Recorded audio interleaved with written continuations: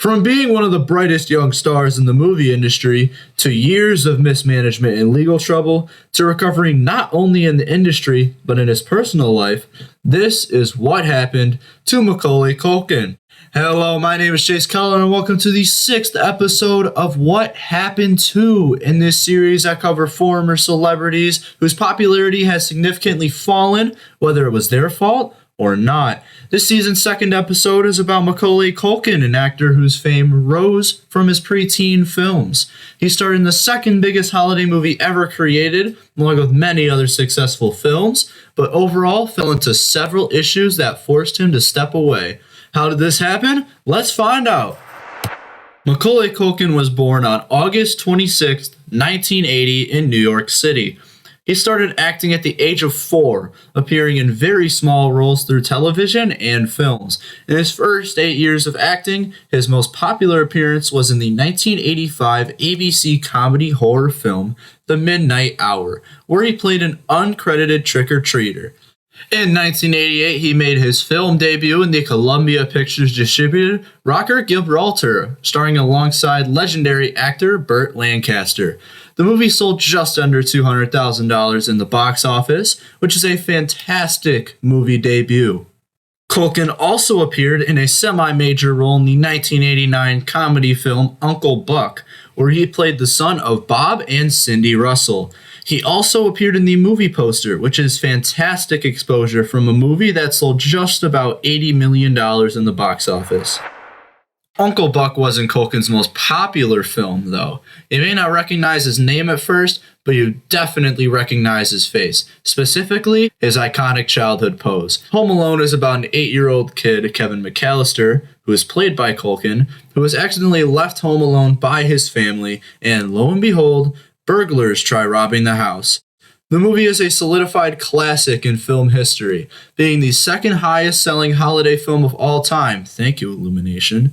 Fun fact, Culkin's iconic screen was actually improv.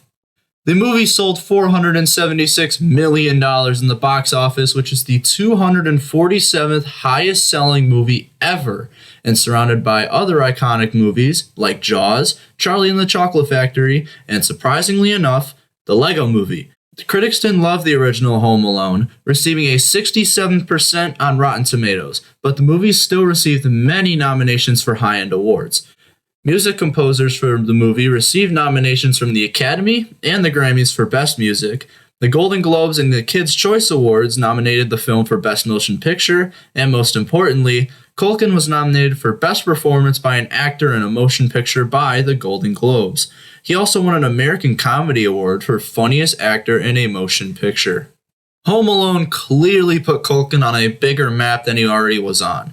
After the movie's success, he received the premiere role for the second Home Alone, a villain role in the drama thriller The Good Son, and even starred in Michael Jackson's music video for Black and White, which we will get to later. After starring in Richie Rich, Culkin decided to step away from acting at only 14 years old. While he never confirmed a primary reason for him stepping away, he always referred to his abusive father as time went on. Macaulay's brother, Kieran Culkin, told Vanity Fair in 2018, "He's not a good dude, but he wasn't really a big part of my life after the age of 15. Sometime in the 90s, he went away and disappeared for 2-3 weeks, and the babysitter remarked to my mom, 'You know what's funny is their father's been gone for 3 weeks, and not one of them has said, "Hey, where's Dad?" Nobody cared, actually. My mom was the parent, so when he wasn't there, it was nicer and better.'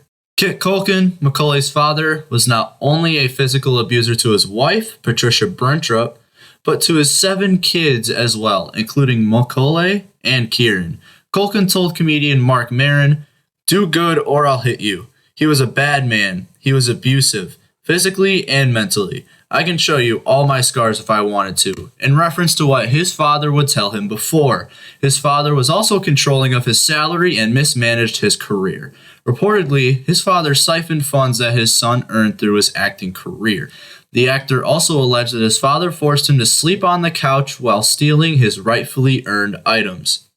Brentrup divorced Culkin in 1995 and filed for custody of all 7 children. Culkin's personal struggles extend past the mismanagement and abusiveness. Continuing on with family, one of his 7 siblings, along with his half-sister, passed away in 2008 and 2000, respectively, due to different causes. In the middle of this time period, he also got in legal trouble after a 2004 drug arrest in Oklahoma City. After a long legal battle, he pled guilty to these charges and received 3 deferred 1-year jail sentences. Just 1 year later, he found himself in heavy controversy after defending Michael Jackson in his child molestation case.